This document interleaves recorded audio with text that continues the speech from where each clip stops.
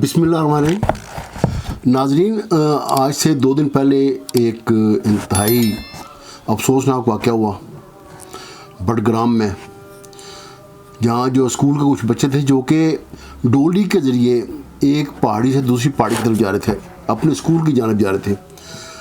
ان کے ساتھ ان کے ٹیچر بھی تھے. یہ کل 8 افراد تھے، 6 بچے اور 2 ان کے ٹیچر.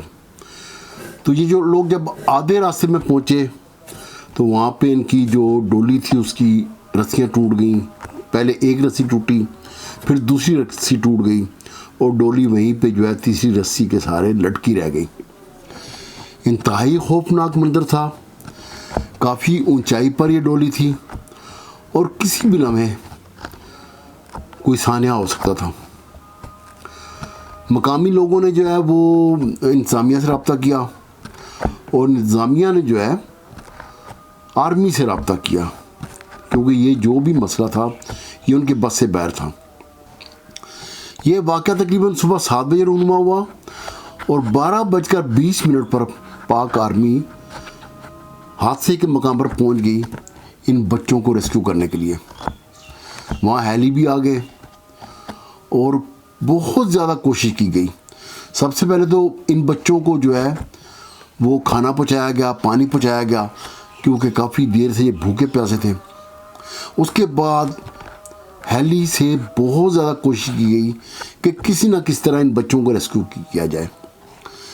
لیکن ایسا کرنے میں یہ بھی ضروری تھا کہ کسی قسم کا رسک نہ لیا جائے. ایسا نہ ہو کہ ایسا کرنے میں کوئی حادثہ پیش آ جائے. اب ہوتا یہ تھا کہ جب ہیلی کاپٹر اس ڈولی کے اوپر والی جگہ پر پہنچتا تو ہیلی کاپٹر کے پروں کے دباؤ کی وجہ سے، جو ہوا کا دباؤ بن رہا تھا اس کی وجہ سے جو ہے وہ ڈولی ہلنا شروع کر دیتی تھی. اور یہ خطرہ محسوس ہوتا تھا کہ ایسا نہ ہو کہ ان ڈولی الٹ جائے اور بچے اس میں سے گر جائیں. اس لیے بہت زیادہ احتیاط کی ضرورت تھی اور آرمی نے پوری احتیاط کے ساتھ اس ریسکیو آپریشن میں حصہ لیا. لیکن انہیں دوپہر 12 بجے سے لے کر شام 5 بجے تک کوئی زیادہ کامیابی نہ مل سکی. اس دوران یہ صرف ایک بچے کو ریسکیو کر سکے اور یہ بچہ بھی انتہائی مشکل حالات سے گزر کر ریسکیو کیا گیا. اس کی ایک وجہ یہ بھی تھی کہ اس وقت وہاں بہت تیز ہوا چل رہی تھی اور اس ہوا کی وجہ سے بھی ہیلی کاپٹر کا ایک جگہ ٹھہرنا ناممکن تھا. نیز ڈولی بھی اس کی وجہ سے موو کر رہی تھی. تو بہرحال 5 بجے کیونکہ اندھیرا ہونا شروع ہو گیا تھا اور اندھیرے میں ریسکیو آپریشن ہیلی کے ذریعے کرنا مشکل تھا، چنانچہ ہیلی کا آپریشن بند کر دیا گیا اور آرمی نے جو ہے کچھ اور ذرائع استعمال کرنے پر سوچنا شروع کر دیا. اس دوران وہاں کے مقامی لوگوں نے پیشکش کی کہ وہ جو ہے ایک چھوٹی سی چارپائی کی مدد سے ڈولی ٹیپ بنا کر وہاں تک جانے کی کوشش کرتے ہیں اور بچوں کو بچا کر لاتے ہیں. اب کیونکہ متبادل کوئی بھی نہیں تھا اور یہ خطرہ تھا کہ اگر ان بچوں کو بچانے کی کوشش نہ کی گئی تو ساری رات ان بچوں کو وہیں پہ اس ویرانے میں اس ڈولی پہ لٹکتے ہوئے رہنا پڑے گا. چنانچہ ان مقامی افراد کو، جن میں ایک صاحب خان تھے، ایک فرد کا نام، یہ لوگ جو ہے ایک چھوٹی سی ڈولی بنا کر آہستہ آہستہ اس تار سے چلتے ہوئے اس ڈولی تک پہنچے جہاں وہ بچے موجود تھے اور وہاں سے جو ہے وہ ایک بچے کو ریسکیو کر کے واپس لے آئے. اس دوران آرمی اور مقامی انتظامیہ نے سوچ و بچار جاری رکھا اور آخر کار وہ اس نتیجے پر پہنچے کہ جو ایڈونچر زپ لائنر ہیں، یہ ایک نئی جو ہے وہ کمپنی ہے جو کہ ہمارے ملک میں کام کر رہی ہے. جگہ جگہ یہ زپ لائن بنا رہی ہے اور ان کی سب سے جو تازہ مثال ہے وہ اگر آپ ناران خاقان کے راستے پر جائیں تو پارس سے کچھ آگے نوری ویلی ہے. اس ویلی میں فقیر آباد کے مقام پر انہوں نے ایک زپ لائن لگائی ہے اور یہ دنیا کی سب سے اونچی زپ لائن ہے اور ساؤتھ ایشیا کی سب سے لمبی زپ لائن ہے. تو یہ ہوا کہ وہاں کی انتظامیہ نے، وہاں کے جو ڈپٹی کمشنر تھے، انہوں نے رابطہ کیا ان زپ لائن والوں سے، انہوں نے آرمی والوں کو سچویشن بتلائی، اور زپ لائن والے جو ہے رضامند ہو گئے اس کام کو کرنے پہ، اور ان کا خیال تھا کہ وہ اس کام کو بخوبی کر لیں گے۔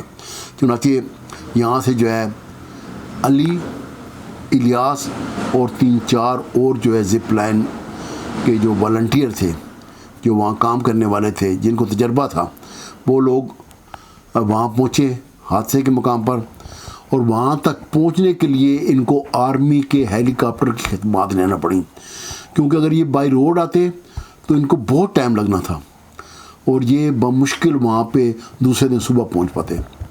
یہ وہاں گئے اور زیادہ سے زیادہ گھنٹے 1.5 گھنٹے میں جو ہے یہ ان بچوں کو ریسکیو کر کے واپس لے آئے۔ تو ان میں جو ایک شخص تھا وہ علی تھا، جو ان کا انچارج تھا، اور دوسرا جو بندہ تھا اس کا نام تھا الیاس۔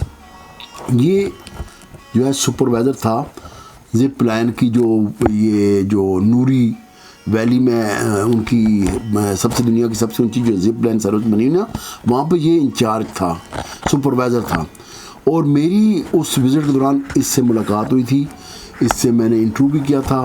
یہ انٹرویو بھی انشاءاللہ ایک آدھ دن میں جو ہے میں یہ اپلوڈ کر دوں گا، لیکن اس کی ملاقات کی جھلکیاں میں جو آپ کو ابھی دکھا رہا ہوں۔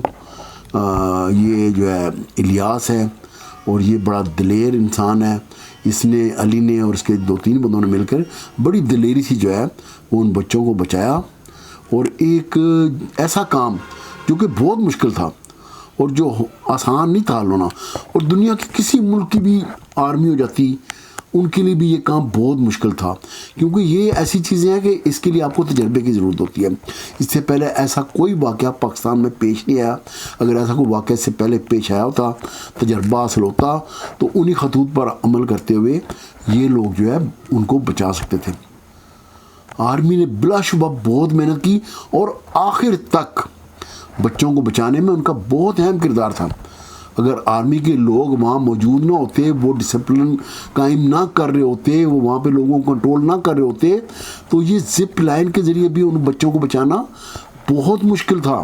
تو یہاں ایک جو غلط فہمی لوگوں میں پھیلی ہوئی ہے کہ وہاں کے لوکلز نے ان بچوں کو وہاں سے نکالا ہے، تو یہاں میں یہ واضح کرنا چاہتا ہوں کہ لوکل ماشاءاللہ پٹھان جو ہیں بہت دلیر انسان ہیں، اور وہ کسی قسم کے بھی خطرے میں کودنے میں دیر نہیں کرتے۔ اور اگر یہ زپ لائنر اگر وہاں نہ تھے تو وہاں کے لوکل بے شک 4 گھنٹے لگا کے، لیکن یہ ہے کہ وہ وہاں جا کے اور ایک ایک کر کے بچے کو نکال لانے کی کوشش کر سکتے تھے، گو کہ یہ کام رسکی تھا، اس میں جان جانے کا خطرہ تھا، لیکن ہمیں ان کی کاوشوں پہ کوئی شک نہیں ہے۔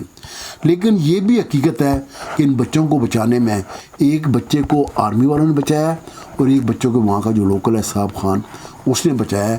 باقی جو 6 بچے تھے ان کو مانسیرا سے جو زپ لائن سروس والے تھے، والنٹیئر، وہ جو آئے تھے، جو کہ آرمی کے ہیلی کاپٹر پہ آئے تھے، اگر آرمی ان کو ہیلی کاپٹر پرووائڈ نہ کرتی تو تب بھی وہ وہاں نہیں پہنچ سکتے تھے، اور تب بھی وہ جو ہے اس ریسکیو کام میں جو ہے مددگار ثابت نہیں ہو سکتے تھے۔ تو میری پاکستانی عوام سے بھی درخواست ہے کہ ہمیں بالکل پاکستان آرمی سے کئی جو ہے گلے ہوں گے، کئی جگہ انہوں نے غلطیاں کی ہوئی ہیں، لیکن یہ ہے کہ وہ ہماری اپنے ملک کی آرمی ہے۔ ہمارے ملک کی آرمی اگر کمزور ہو گئی تو ہمارا ملک بھی کمزور ہو جائے گا۔ ہمیں اپنی آرمی کو مضبوط کرنا چاہیے، ہمیں کوشش یہ کرنی چاہیے کہ وہ جو غلط روایات قائم کی ہوئی ہیں پاک آرمی نے وہ ختم ہو، لیکن جہاں پر پاک آرمی اچھا کام کرے ہمیں اس کو جو ہے اپریشیٹ کرنا چاہیے، اور ہمیں پاک آرمی کے چند جو بڑے ہیں جو غلط حرکتیں کرتے ہیں ہمیں ان پہ طنز کرنا چاہیے، ہمیں ان کے خلاف بات کرنی چاہیے۔ لیکن آرمی بحیثیت ادارہ ہمارا سب سے اچھا ادارہ ہے، سب سے ڈسپلنڈ ادارہ ہے، سب سے بہترین ادارہ ہے۔ ہمیں اس ادارے پر کسی قسم کی نکتہ چینی نہیں کرنی چاہیے۔ پاکستان زندہ باد، پاکستان پائندہ باد۔